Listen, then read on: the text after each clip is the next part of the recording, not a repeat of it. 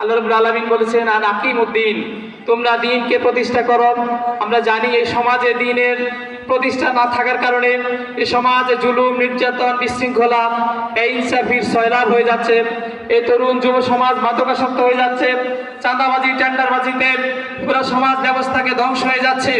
সেই সমাজ ধ্বংসের হাত থেকে রক্ষা করার জন্য এক জাগ মেধাবী এবং আল্লাহর প্রিয় মানুষেরা এই পথে এগিয়ে এসেছে। আমরা সেই ধরনের মানুষ সৃষ্টি করতে চাই যেটা লাকাদ কানা লাকুম ফি রাসূলিল্লাহি উসওয়াতুন হাসানা, তোমাদের জন্য রাসূল সাল্লাল্লাহু আলাইহি সাল্লামের জীবনে রয়েছে সর্বোত্তম আদর্শ। যেমন আমরা সেই শাসক তৈরি করতে চাই হযরত খলিফা ওমর রাদিয়াল্লাহু তাআলা আনহুর মতো, যিনি বলেছিলেন ফোরাত নদীর পাড়ে যদি একটা কুকুর না খেয়ে মারা যায় সেই জন্য আমি আল্লাহর কাছে জবাবদিহি করতে হবে। এই যে জবাবদিহিতার অনুভূতি, এই অনুভূতি ইসলামী আন্দোলনের কর্মীদের মধ্যে রয়েছে। মহান রব্বুল আলামিন আমাদের যেহেতু তৌফিক দিয়েছেন এই জমিনে আল্লাহর দ্বীন প্রতিষ্ঠার মাধ্যমে একটি সোনালী সমাজ বাস্তবায়নের জন্য আমরা সবাই এগিয়ে আসবো তো ইনশাআল্লাহ।